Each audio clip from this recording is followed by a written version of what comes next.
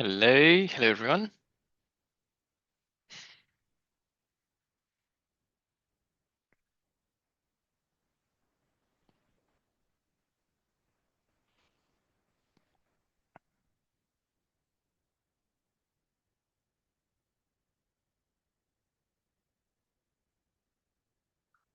Okay, let's start. So today's topic is work and energy.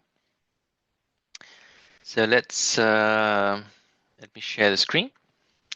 And yes, so work and energy. So let's talk about what work is and a little bit on what's energy. So work is defined as the force multiplied by the displacement. Now, force and displacement, they are actually vectors. So when you study physics at a slightly more advanced level, you will know that this is actually the dot product of the two vectors, or the scalar product, force times displacement. Or you could write it as work equals force times the distance moved multiplied by the cosine of the angle between them. Okay, so force times distance moved times the cosine of the angle between them. How does that work? Well, if you're moving in the same direction as the force, if the force is to the right and you're moving to the right as well, that means that the angle between the force and the displacement is 0, and cosine 0 degrees is, can somebody remind me? 1, yes, cosine of 0 is 1, therefore it's just force times distance, the formula that you should be very familiar with. Okay. So familiar formula, F equals work equals force times distance is 1, and in this case the work is force, just force times distance without any cosines, because the cosine is 1. However,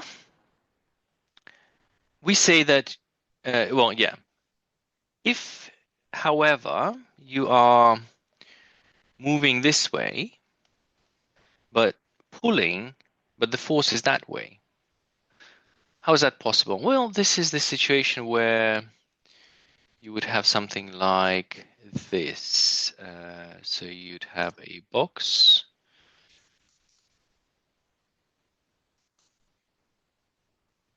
Okay. So it's moving, and if you push it in backwards, so it's moving to the right, but I'm pushing it to the left, and you can see the box is slowing down. So this is absolutely possible. And then the angle is 180 degrees.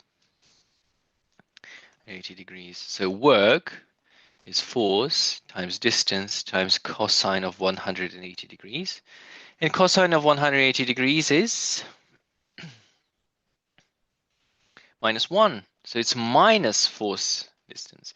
So we say I'm doing negative work. So doing negative work. Negative work. What does it mean, negative work? Negative work means I'm reducing the kinetic energy of the object. I'm reducing kinetic energy. And here, positive work, so doing positive work,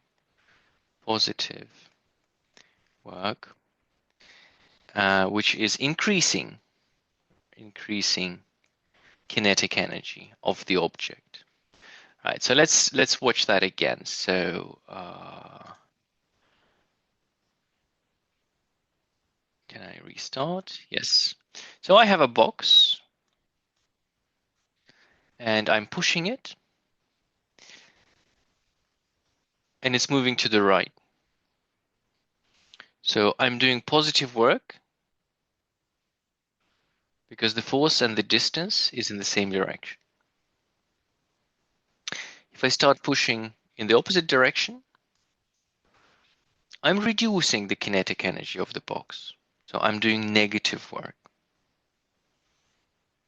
Okay. So I hope that makes sense. Work is a way of changing the kinetic energy of an object, and that's called the work energy principle. The work energy principle says that the work done on an object is equal to the change in kinetic energy. I'd rather do it the other way. The change in kinetic energy of the object is equal to the work done on that object. A very simple work energy principle, but I mean, it takes a while to sink in, honestly. From my experience, it does take a while to fully appreciate that. If you do work on an object, you change its kinetic energy. Okay? So what about this situation? Fit orbital motion.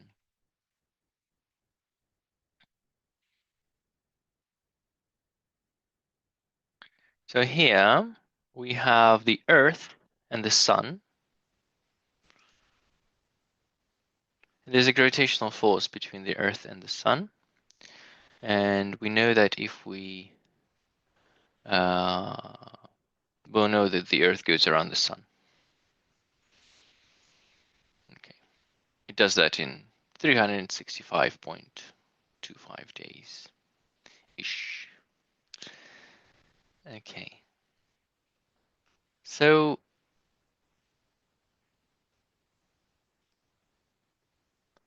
there's a force and there is movement, right? So there's a force and there's movement. So is the Sun doing work on the planet Earth? What do you think?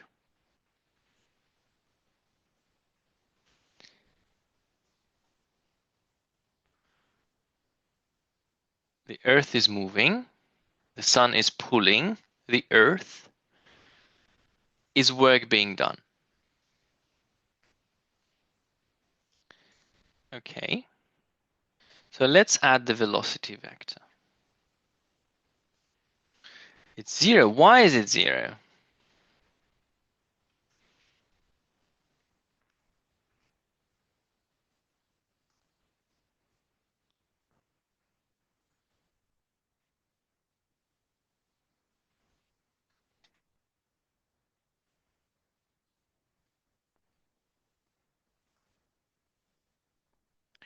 So, example.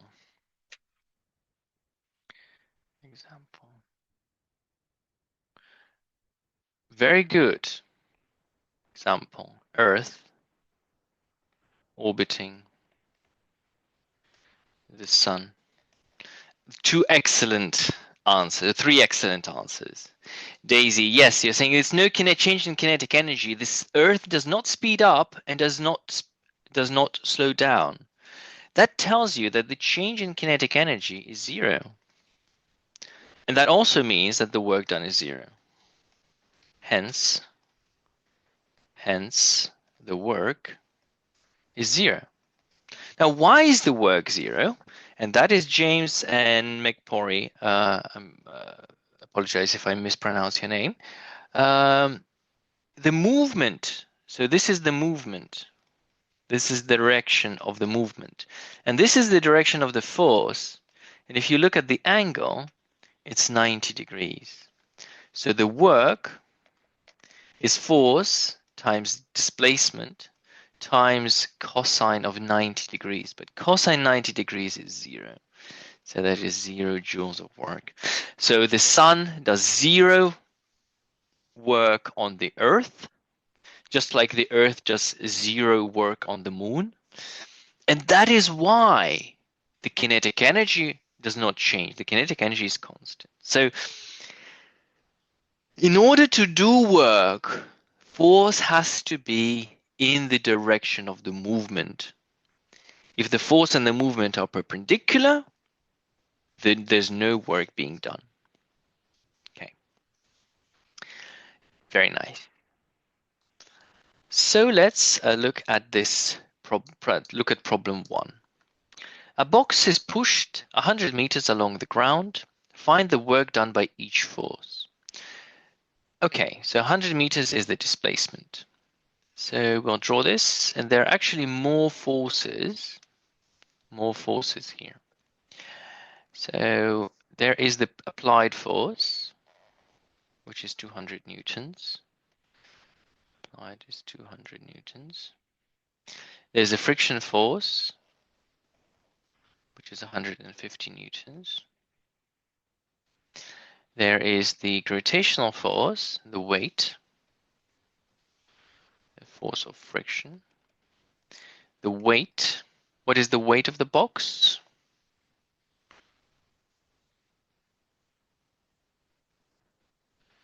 The normal reaction.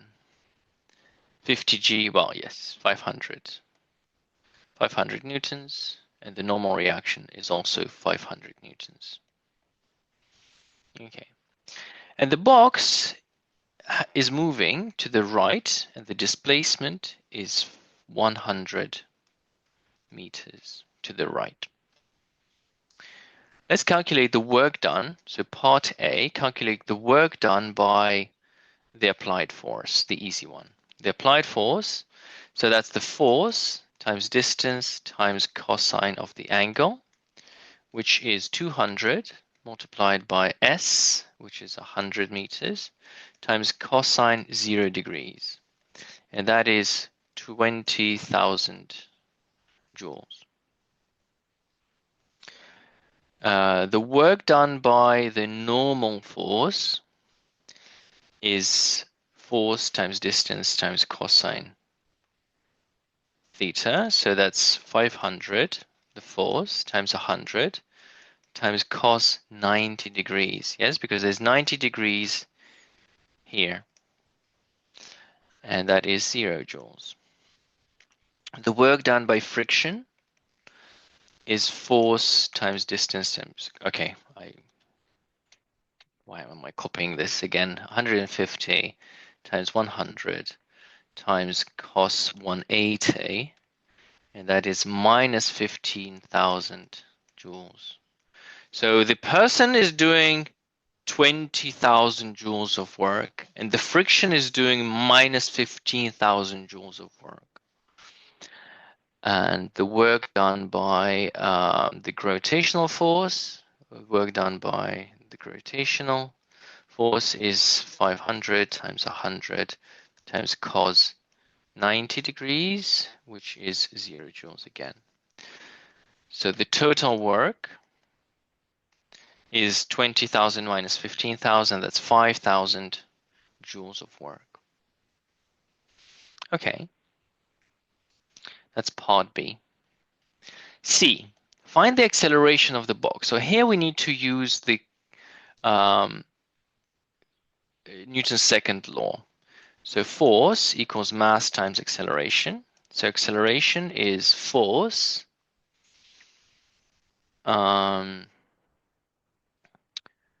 acceleration is force divided by mass, and that is well, the resultant force of course, the resultant force is 50 newtons, okay, divided by mass, which is 50 kilograms, which is 1 meter per second squared.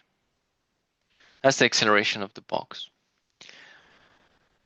Now the final speed, so we don't know the time, so we can use one of the Suvat formulas. Let's say the final speed squared, so d, is the initial speed squared plus 2as. And from here, the final velocity is square root 0 squared plus 2 times 1 times 100. So that's going to be square root of 200, which is approximately 14.1 meters per second. So that's the final speed of the box.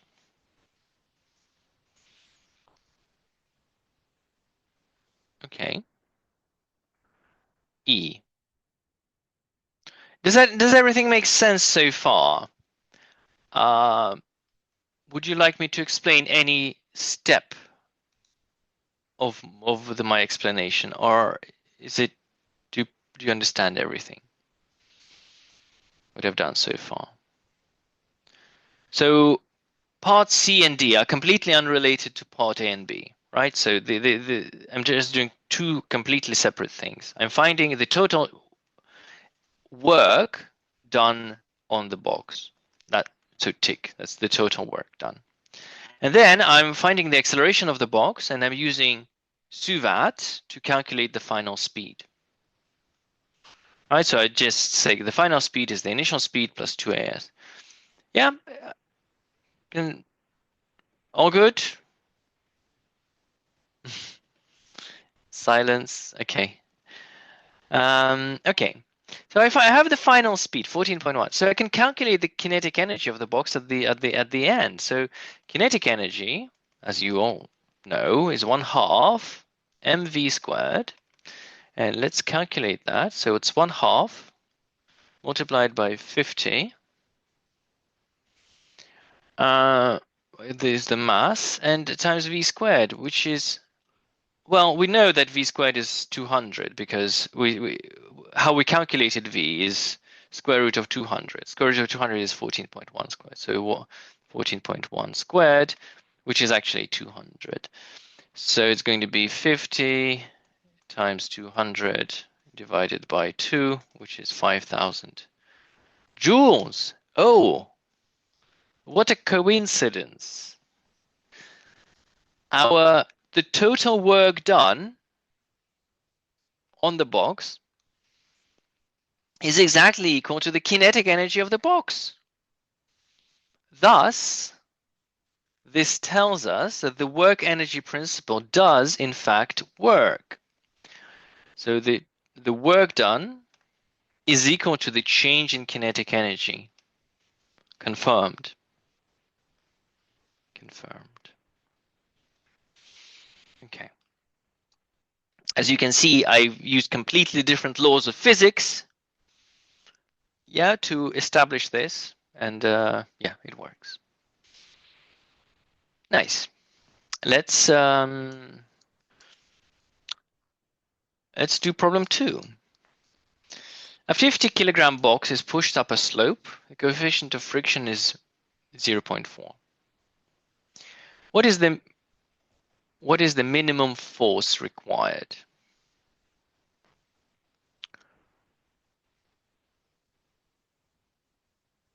I'm wondering if we should change that to 30 degrees, but it's fine. 20 degrees is good enough.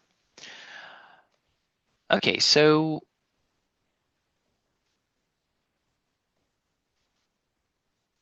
we need to draw the forces acting on the box. And, well, there's a force here.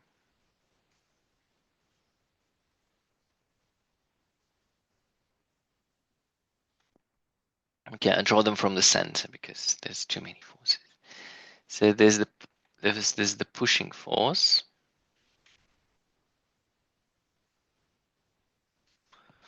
The force of the push. There's the gravitational force, which is mg. And there's the normal reaction force, which is perpendicular to the slope. Now, you want to know what is this force. To do this, I will resolve the forces along the slope and perpendicular to the slope. In other words, I like to say that this is the y-axis, and this is the x-axis. So resolving forces along the x and y axes. So I can, no, the only force that needs resolving is mg actually, because F push is along the x-axis, N is along the y-axis. So mg can be resolved into two forces. This one, because this angle is theta, is 20 degrees. So this is mg cos theta, and this is mg sine theta. Okay. And for minimum speed, for minimum force, is when acceleration is 0. When force is minimum, if you push it just enough for it to raise slowly, minimum force means acceleration is 0. That means F push is equal to mg sine theta, and the normal reaction is mg. Oh, apologies, I forgot friction. There's a friction force. Okay, there's a friction force which is backwards, which is force of friction. F push is mg sine theta plus force of friction. N equals mg cos theta. So the vertical the forces along the y-axis are balanced as well. So this is along the x-axis, and this is along the y-axis. It's getting complicated reasonably quickly. And then we remember what friction is. So friction, the force of friction, is less than or equal to mu times the normal reaction force. And if object is moving, then F friction is exactly equal to mu n.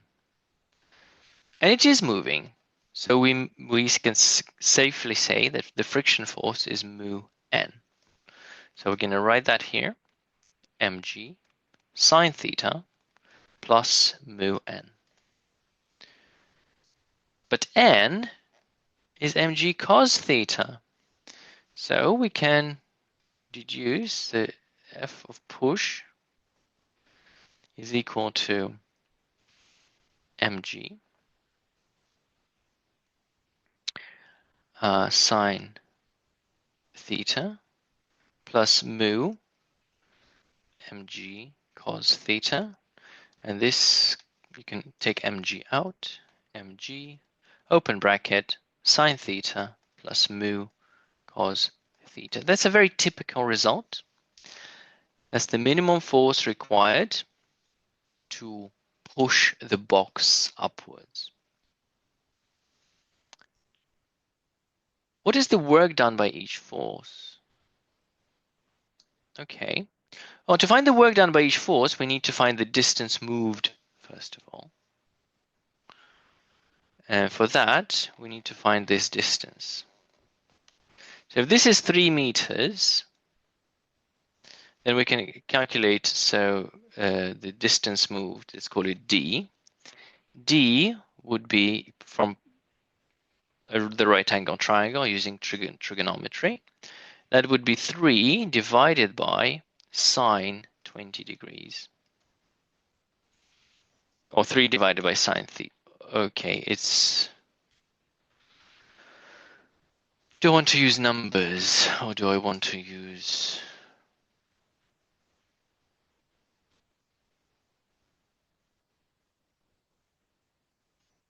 Yeah, let's use let's actually use numbers.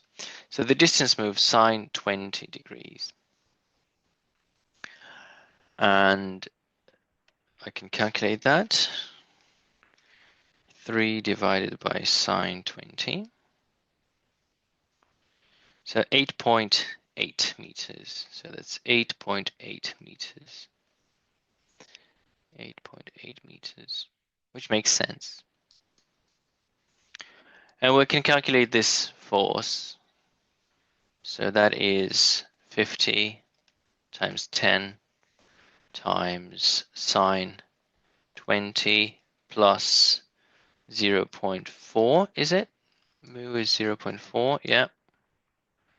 0.4 multiplied by cos 20 degrees.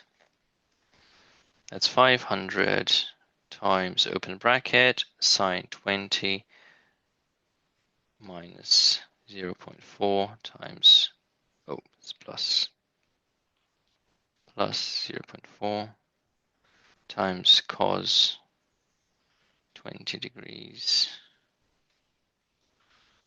359 newtons.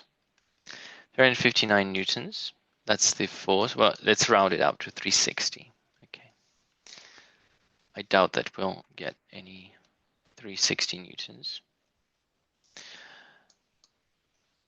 The minimum force.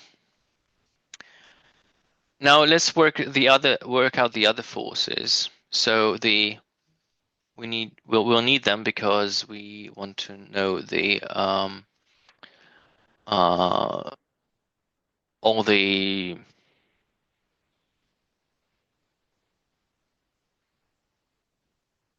apologies. We need to know all the work done by each force. So we found the pushing force. Now we want to find the gravitational force. mg is easy. Well, that's 500 newtons. Easy. Then we have the force of friction. Well, let's first the normal reaction force. Normal reaction force is mg cos 20, and that is 500 times cos 20. And that's 470 newtons. 70 newtons, so slightly less. And the force of friction is 0.4 times mg cos 20, or 0.4 times 0.4, which is 188 newtons. Okay, 188 newtons. I'm tempted to round it up to 190. Yeah, let's do 190. 190 newtons. Okay, and now we need to find the work done by each force. Okay, so that is A, part A. Now B. The work done by the pushing force. That's easy because the angle is 0 degrees. So it's 360 times 8.8 times cos 0, which is 360. 8.8 is 3,168 joules. The work done by the normal reaction force, we already know that that's going to be 0 because it's perpendicular. The work done by the friction force, that's 190 times 8.8 times cos 180 degrees, which is 190 times 8.8, which is negative 1672 joules. And the work done by mg. Now the mg is the trickiest one because we need the angle. So we are moving that way, but the force is that way, mg, and the movement is that way. So the angle is actually 110 degrees. Yeah, does everyone agree that it's 110 degrees? So it's going to be 500 times 8.8 times cos 110 degrees.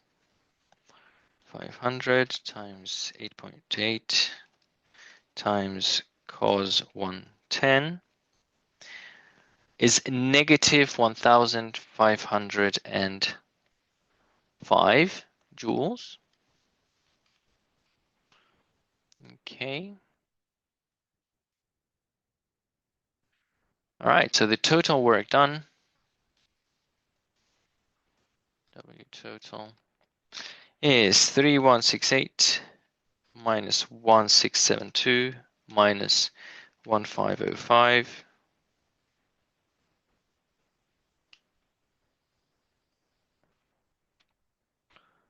is 0. Well, it's round to 0. It's almost 0.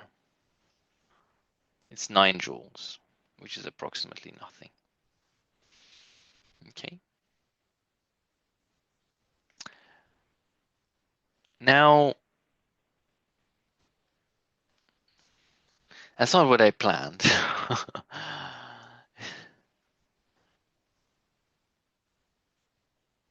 Why doesn't it work if we do the work done for the resolved mg forces on the X?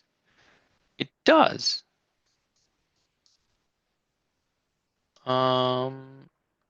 Look, work. We can break this down into work done mg cos x, cos theta. Mg cos theta, that's the perpendicular one. Well, that's 0. That's 0 joules. Because it's perpendicular. So this component, mg cos theta, is perpendicular. Now, mg sine theta is that way. So you would say the work done by mg sine theta is the force, which is mg sine theta times the distance, which is 8.8, times the cosine of the angle between them, cos 180 degrees. And if you calculate that, so 500 times 8.8 times sine 20 times cos 180,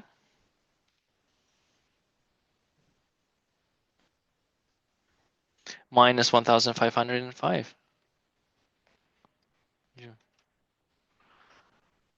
Where did we get the angle? It's the angle between the gravitational force and the distance moved. So you're moving in that direction. This is the direction of your movement. And the gravitational force is downwards, mg. So this angle is 90 plus 20, so it's 110 degrees. Does that answer your question?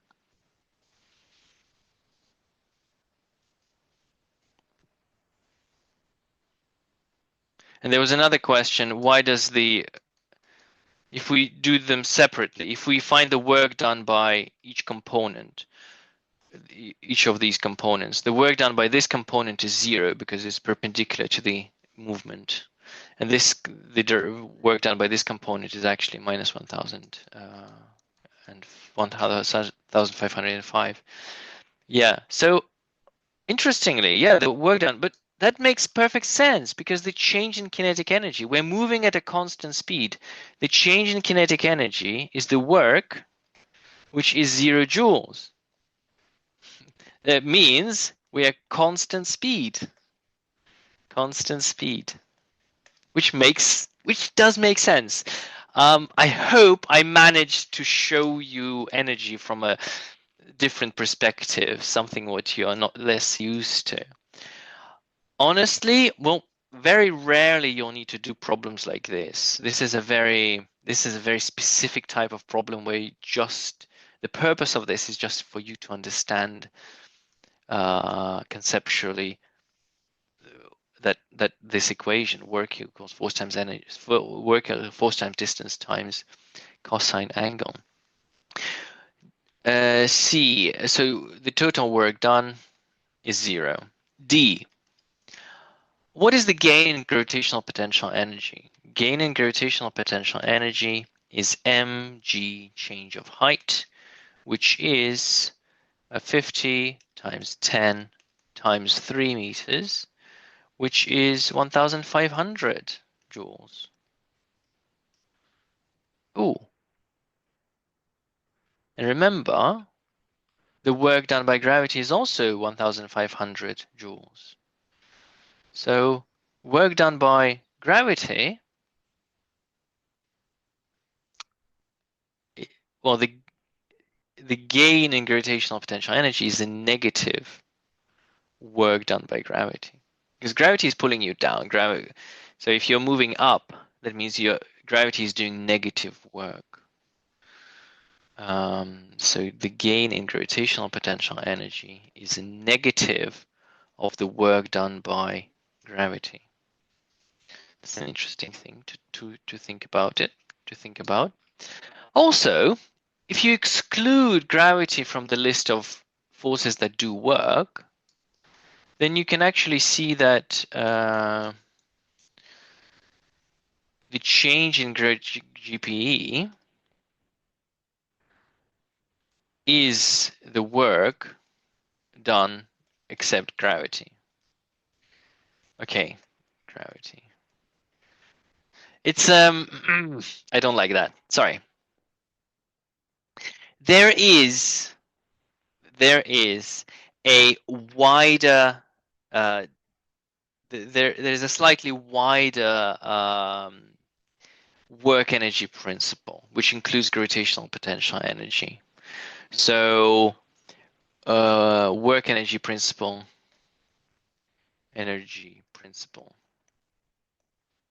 part 2, version 2, principle version 2 looks like this. The change in kinetic energy plus the change in gravitational potential energy is equal to the work done by forces except gravity, excluding gravity. It is a mouthful to say. It is less pretty, but it is sometimes useful. I'd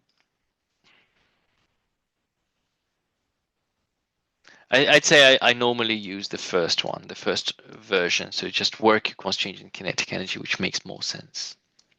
Because then you should just treat gravity as a separate force. What would happen to the energy if the force were doubled?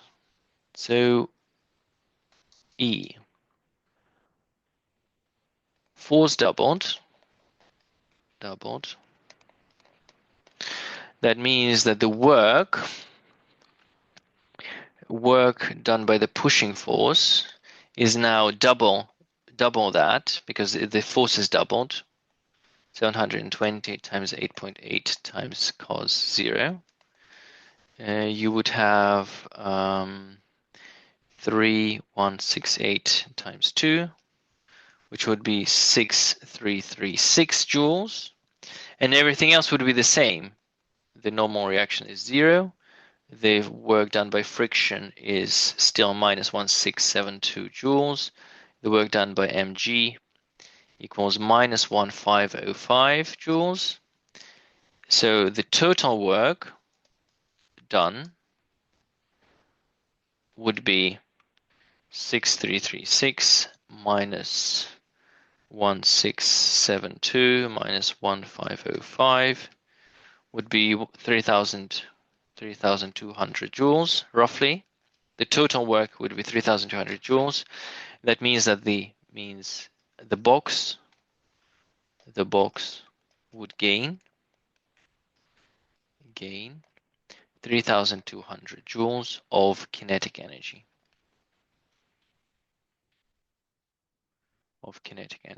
That's what would happen if the force were doubled and the other forces were not changed. And that makes sense. The box would be accelerating. The minimum force required is to push the box at constant speed. If you apply more force, the box accelerates, so it gains kinetic energy as it goes up.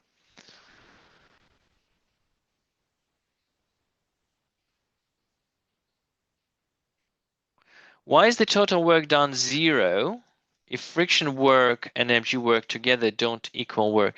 It's roughly, okay, it's a rounding error. It's 9 joules, but the 9 joules is just a rounding error. So there's a question, why am I saying 0 if it's clearly not? But I'm saying that I've rounded so many numbers here. So yeah, it's roughly the same. Does that answer your question? Sorry, Cheyenne. Okay. That's why I don't like using numbers, right? Because you always get rounding errors, and it's always you have those tails, and it's conceptually more difficult to work with numbers when they don't add up to what you expect them to add up to, right? Anyways, problem 3. A man compresses a spring. Find the work done by the man as the spring is compressed by 2 meters. So this is an interesting thing. So you start pushing the spring. So first, the spring doesn't actually resist. You just push it and you just move forward. But as the spring is compressed, there's more and more force. So this we can use the Hooke's law. We can use the Hooke's law to find the force versus the extension. So this is the extension and this is the force. And we know that the more force, the more extension there is, or the more force, the more compression in this particular case. So by the time we reach the point XC, the compression, the force would be somewhere here. Now, but how do you find the work of a variable force? Because the force is clearly changing all the time. So you can't just say, well, it's F times distance. F times the distance moved is X. It's not that. Because the force keeps changing. So you have to take some kind of average force. And yeah, very well, you can say that it's, well, if the initial force is 0 newtons and the final force is F newtons, the average force would be half F, wouldn't it? Half max. Okay, let's go. Yeah, let's call it F max just for now. That would make perfect sense. And then the work is 1/2 F XC. That is correct. This is the correct expression, but I want to go a little further with this, and it's a little more in detail of the explanation of what's going on here. Let's say you've compressed the spring a little bit. Well, you've compressed the spring somewhat. You want to move forward.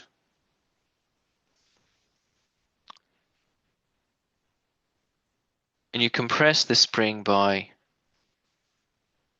X, and you compress the spring by another delta X. It's a small amount. In the distance you move, the force doesn't really change much. So you can say the force here and the force here are very close to each other.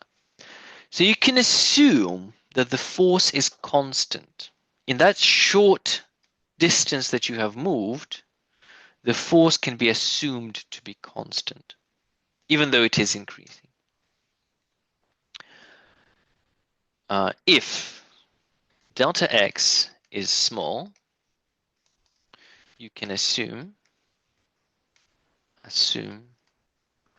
that the force is constant. In other words, it's horizontal. Does that make sense to you? So rather than a sloping line, we replace it with a horizontal line for a very short time, for a very short distance. Do you think you understand?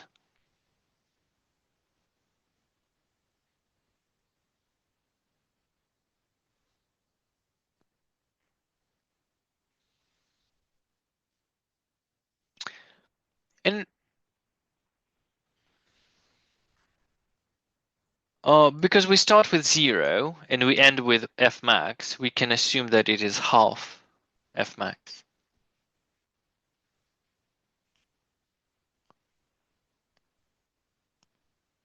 It's half, yeah. It's just 0 plus F max over 2. Now, here I'm not talking about half F max at the moment, but I'm saying we can assume that we can break the distance moved and assume that the force is made up of, well, okay, let's calculate the work done. So the work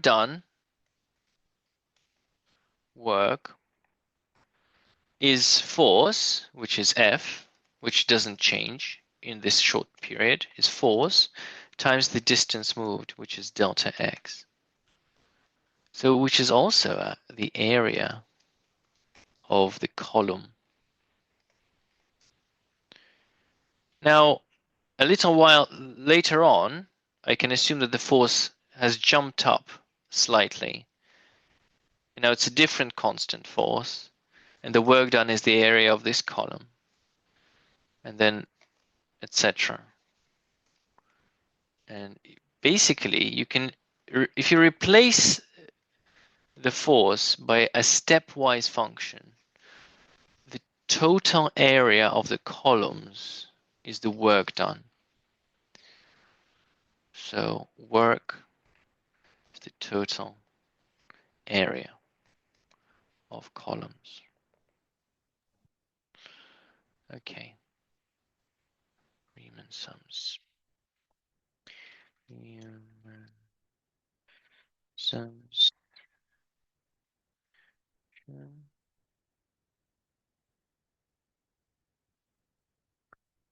This is called Riemann sums.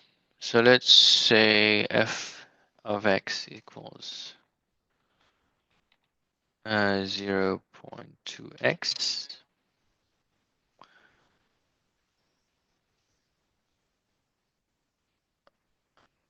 Okay. 0.5.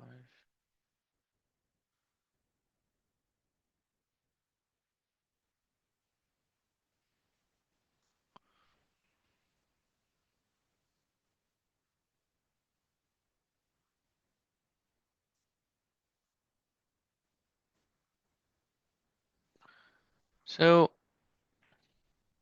this is what was going on. These are columns. So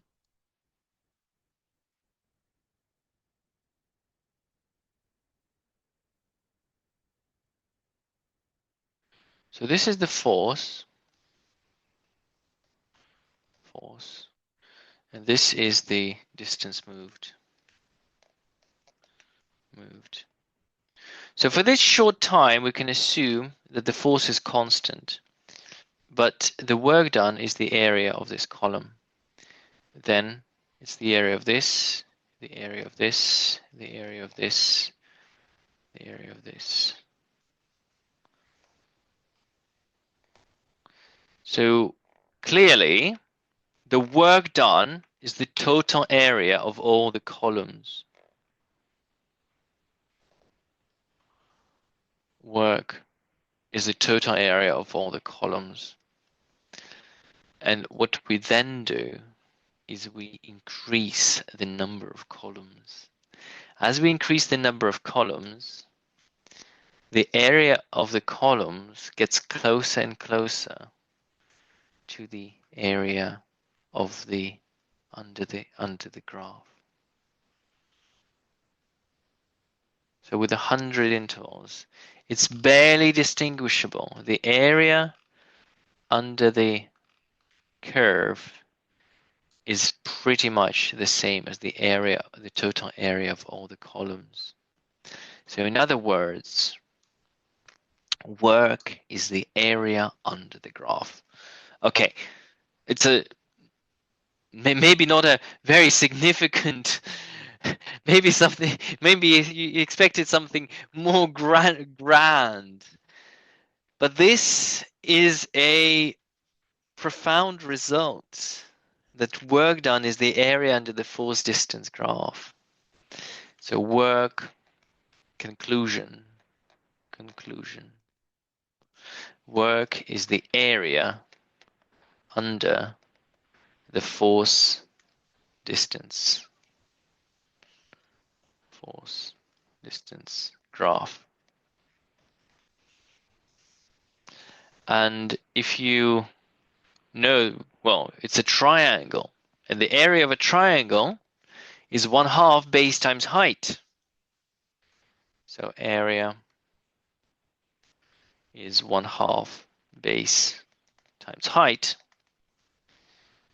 And of course, if the base is x, c, and the height is f max, so this is xc, and the height is f max. So the work done, so the area is 1/2 multiplied by xc multiplied by f max, which can be rearranged as 1/2 f max c, xc. So exactly what we anticipated. That work is 1/2 f max times c, xc. So I've showed the same thing two different ways. Okay, let's start answering the questions. So let's call it A, B, C, D. So A. So it's problem 3A. Find the work done by the man as the spring is compressed by 2 meters. So the work is force times distance moved, F max times distance moved, 1/2 F max times distance moved. And that means, the spring constant is 200 newtons per meter. And we know that the force is Kx.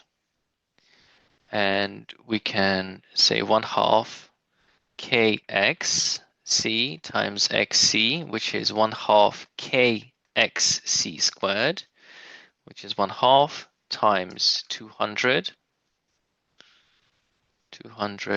times x squared, which is 2 meters, 2 squared. So that's 100 times 4, that's 400 joules.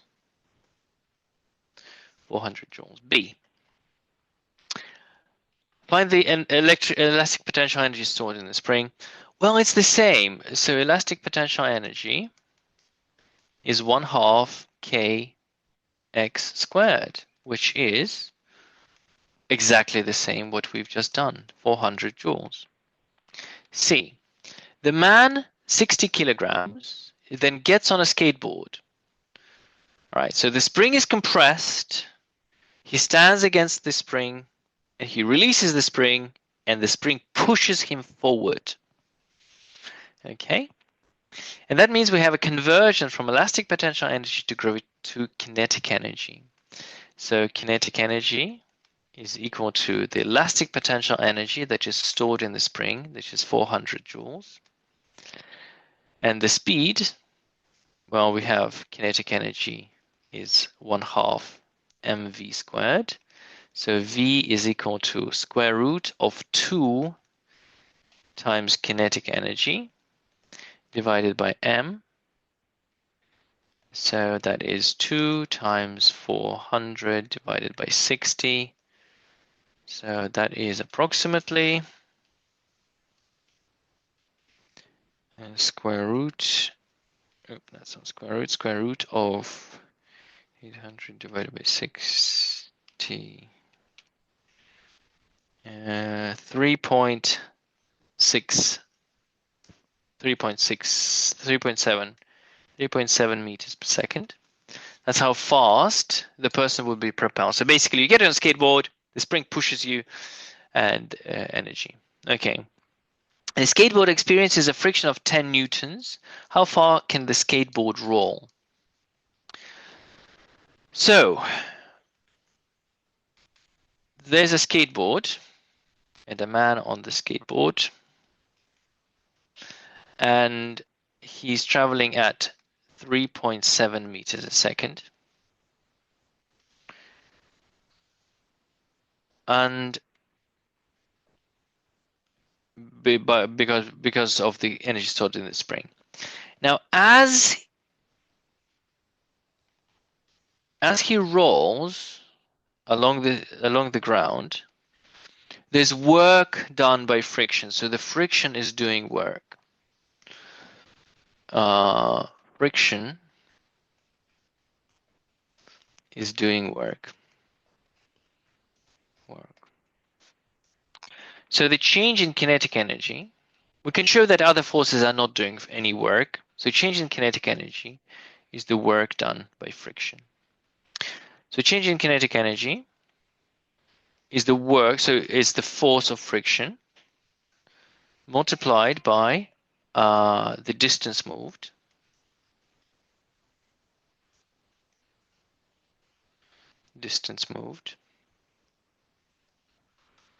Multiplied by the distance moved times cosine of the angle. The friction is obviously to the right, force of friction, and the person is moving to the left, so it's cosine 180 degrees. Change in kinetic energy is 400 joules. So you start with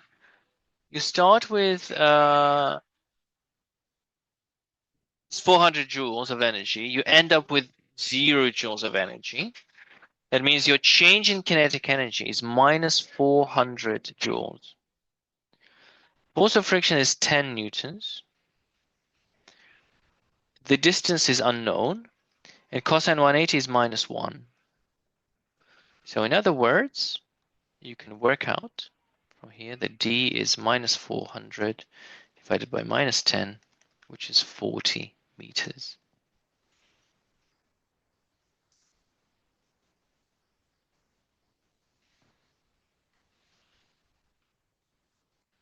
Okay, so the distance moved is 40 meters. That's okay.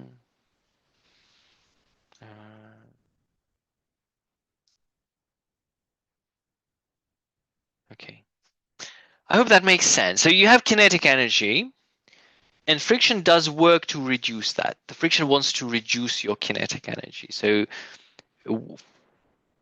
force, which is 10 newtons of friction times the distance moved, 40 meters, gives you minus 400 joules of work, which means it takes away. So once again, just to recap, force of friction is 10 newtons. The distance is 40 meters. So the work is 40 times 10, so minus 400 joules. Minus because it's in the opposite direction of movement. So friction takes 400 joules away from you.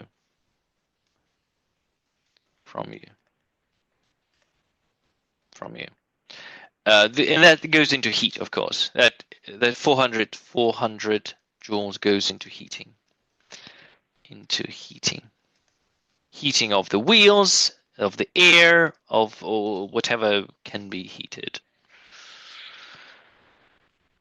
All energy goes into heating. I can't think of any form of energy that doesn't eventually become heat. Okay. Problem 4. So we're getting to a more advanced. So we've talked about reasonably simple problems. So now we're talking about more advanced problems, and I'm quite limited in time, but I'll try to go through.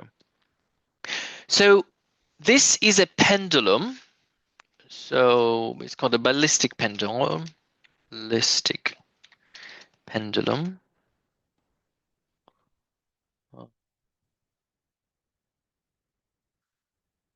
Basically, you shoot something. Oop,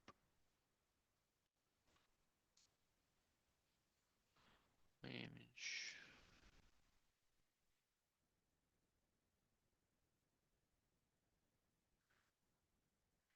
You shoot something into the pendulum. So here's a spring. There's a spring-loaded mechanism, and there's a ball, and it is propelled. It hits this pendulum. It gets stuck inside the pendulum, and as a result, the pendulum swings up. And you can calculate the change in gravitational potential energy because you can calculate the change in height by looking at the angle, the maximum angle of deflection, how far it deflects. Okay, so we have a pellet of mass 1 gram shooting at a pendulum of 1 kilogram, and the pendulum deflects by 3 degrees. Calculate the initial speed of the pellet. This thing is designed to find the velocity of, well, let's say bullets, for example, or like air rifle pellets, anything. So you can find the velocity of fast moving objects using a ballistic pendulum. Okay, so what's going on? Initially, we have kinetic energy. So kinetic energy of the pellet is 1/2 mu squared. I'm not going to use any numbers until I'm going to do it the proper way. Now, when it hits the pendulum, there's conservation of momentum. So momentum of the pellet is, wait a second, have we done conservation of momentum?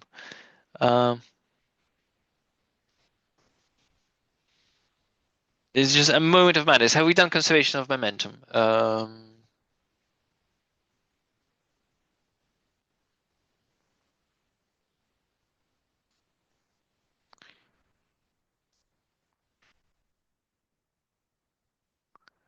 Not as an assignment. Oh, I understand now. Yes. Apologies. This is not an appropriate question then. Anyways, that's why I was wondering why this question is not in the assignment, and I just realized that you haven't done momentum yet. Okay. Well, anyways, we have kinetic energy of the bullet, of the pellet. It hits the pendulum. Some of this energy is lost as heat, and conservation of momentum allows you to calculate exactly how much, but we don't know yet. So, and this, some of the kinetic energy is transferred to the pendulum, and the pendulum rises. So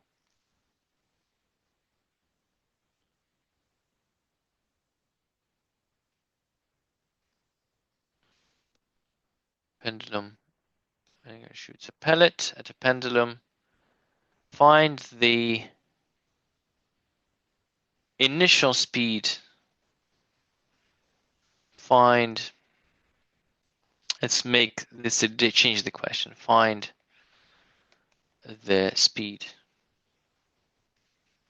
of the pendulum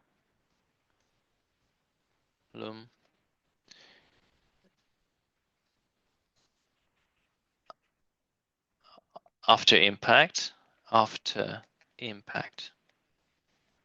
if. Okay, that makes more sense. So we're not looking for the speed of the pellet, we are looking for the speed of the pendulum, u. Okay, or the pendulum. Now, it has a speed and it will swing and rise to a certain height. We need to be able to calculate that height. So let's do a better diagram. So if the length of this string is L and the spring deflects by theta, if you draw a right angle triangle like this is L, this is theta. That means this distance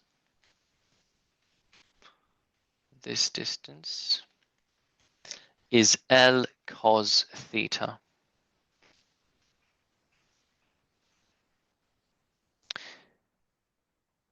And this distance is h, and we already know that this distance is L. The full length of the string is L. So h is L minus L cos theta. So h is L 1 minus cos theta. That's the first thing. So that's how high the pendulum rises after being hit. The pendulum. Okay. 1/2 mu squared, because the mass of the pendulum is m capital. Now, the kinetic energy at the start is equal to the gravitational potential energy at the end. So kinetic energy at the start is equal to the gravitational potential energy at the end, because at the end the pendulum stops before going back. So kinetic energy at the start is 1/2 mu squared equals gravitational potential energy at the end, which is m capital G H. We can cancel the m. That's very useful. And now we can calculate u is square root of 2gh. But h we know to be L 2gl 1 minus cos theta. And we can calculate the initial speed if the deflection is 3 degrees. So it's square root 2 times 10 times 2 times 1 minus cos 3 degrees. It's going to be something quite insignificant.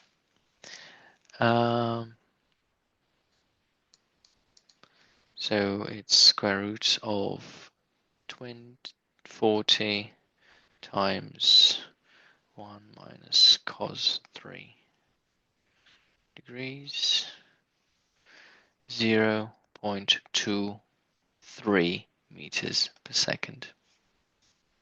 Okay. So after being hit, the pendulum gains a velocity of 0.23 meters a second, and that causes it to deflect by 3 degrees. Right. Somewhat less exciting problem than when you do it properly with momentum, but we'll do that. We'll do that in the summer when we do momentum. How can we say that if the pendulum also moves horizontally?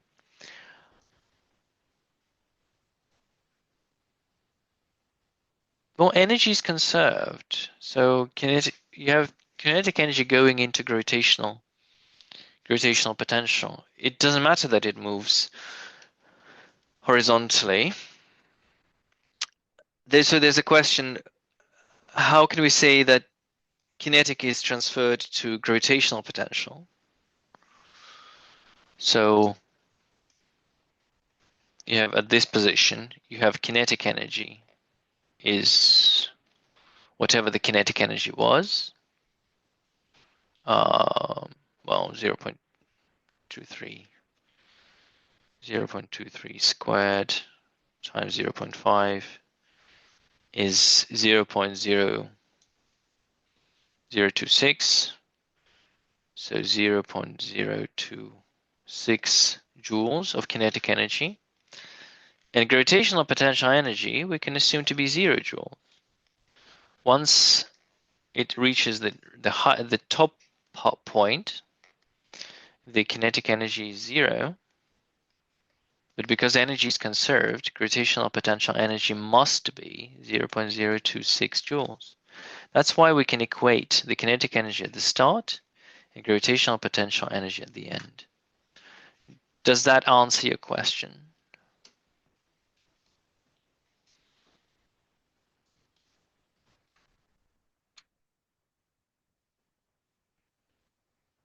Okay.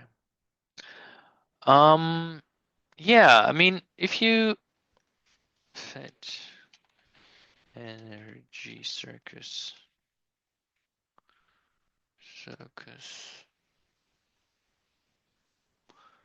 energy skate park.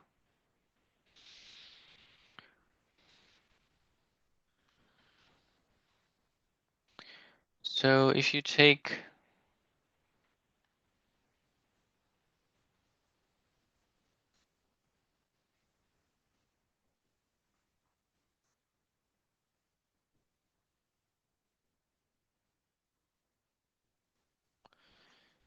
a skater,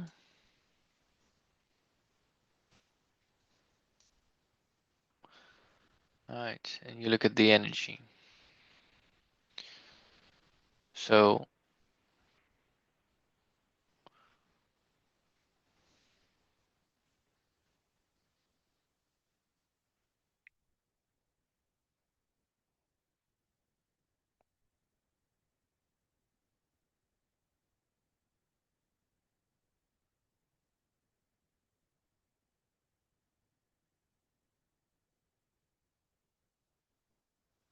not very useful.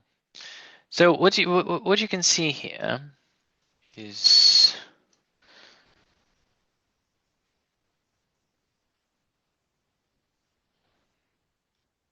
so at the top, the potential energy is maximum, the kinetic energy is 0. As she goes down, potential energy is minimum, kinetic energy is maximum. At the midpoint, you have about equal, about the same. And then as she goes up and stops, once again, potential energy is maximum, kinetic energy is 0. But the total amount is always the same. So the total energy is always the same. Okay. And if you introduce friction, that still works. Let's introduce a little bit of friction. So let's increase her energy and friction, just a tiny bit of friction. Now watch what happens to the energy.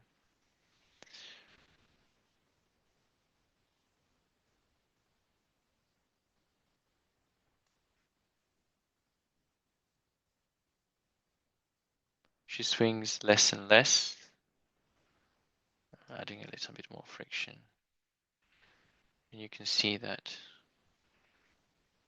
the kinetic potential gets smaller and smaller and smaller, and eventually all the energy becomes thermal energy as she just stops.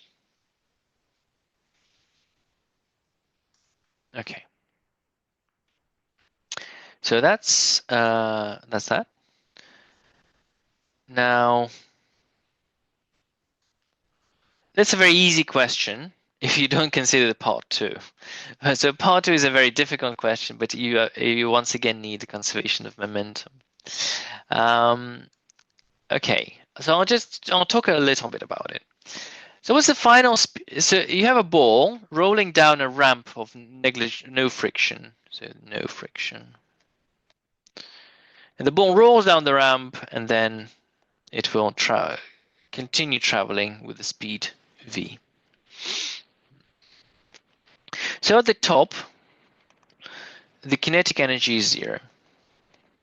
Gravitational potential energy is mg H.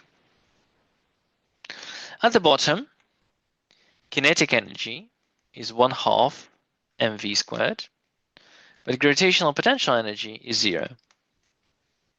But the total energy is constant. And that means that at the total energy at the top is equal to the total energy at the bottom. So energy at the top is equal to energy at the bottom.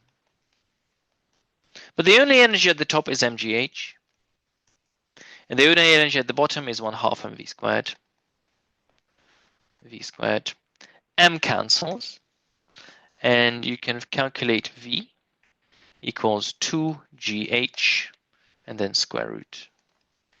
V equals square root of 2gh. And that is a very common thing.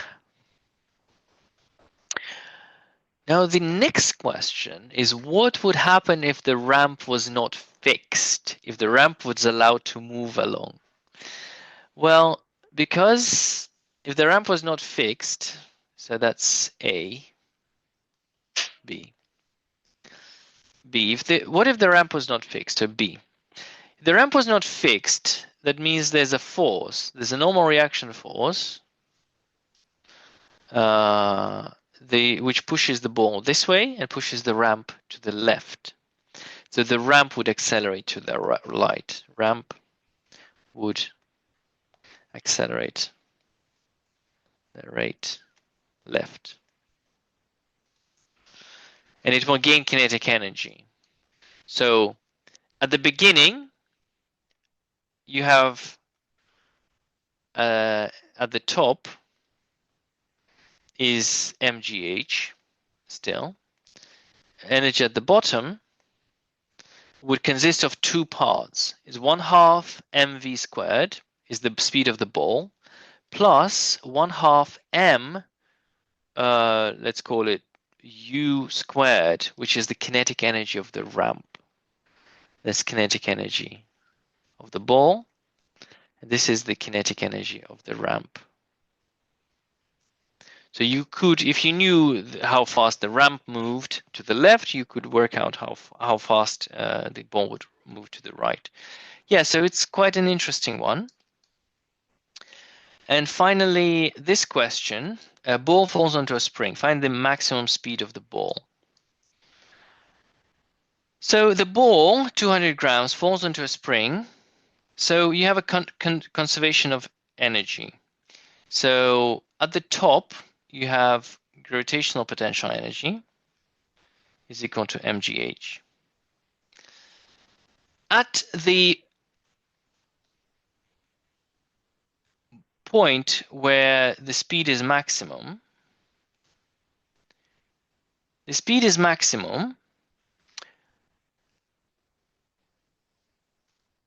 when the forces on the ball are balanced. Speed is maximum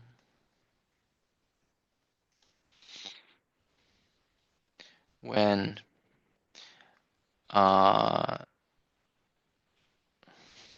it's a very complicated question. I don't think I have enough time to do it. It's quite an advanced question. I'll try to rush through it. Don't apologies if you do. So when the ball touches the spring, it doesn't start decelerating immediately, because the gravitational force is still bigger than the elastic force, than the Hooke's law force. So it will keep moving down until it reaches a sweet spot here, somewhere here, where the upwards force from the spring is equal to the force of gravity. When the elastic force is equal to mg. And we can calculate that. The elastic force is kx equals mg. So x is equal to mg, so 0.2 times 10 divided by k, which is spring constant. Oh, so 100 newtons. 100 newtons per meter. It's 100 So that is 0.20 divided by 100, which is 0.2 meters. So 0.2 meters. That's where that's the sweet spot, and we can do the calculation. GPE is mgh. That's at the top. At the bottom, so GPE at the top is equal to the kinetic energy at point A plus the elastic potential energy at point A plus gravitational potential energy at point A.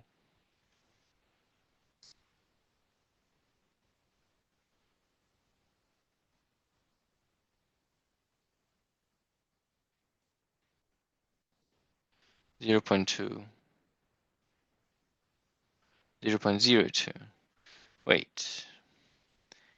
0.2 is the mass. Gravity is 10.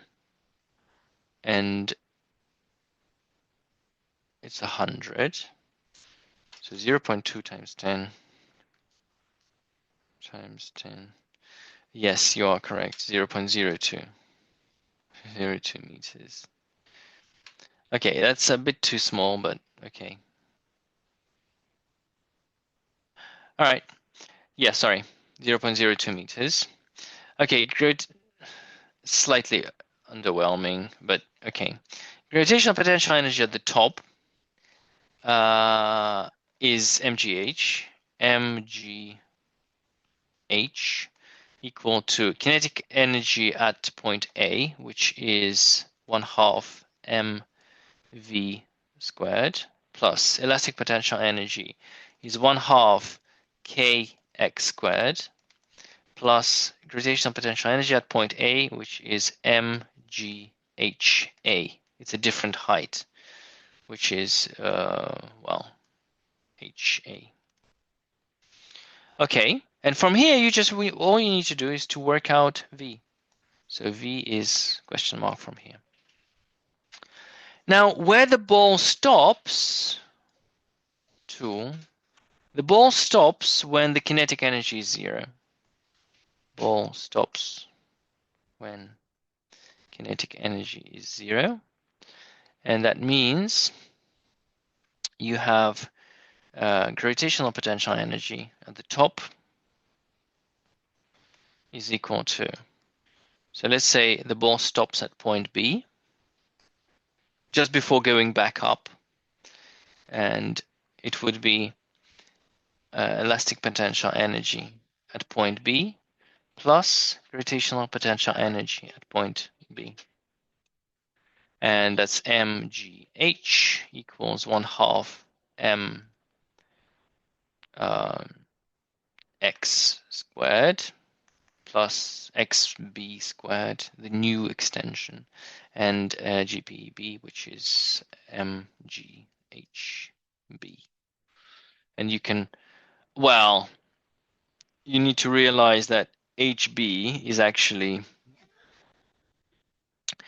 1 minus xb, and then you solve for xb. And you have everything that you need, but unfortunately I have to go. So do give this problem a go if you have a chance, and I'll see you. I'll see you in a week's time. I think so. I think it's in a week's time. So it's webinars. The next webinar is on the 31st. 31st of March. Sorry, 2 weeks from now. 2 weeks from today. All right. See you.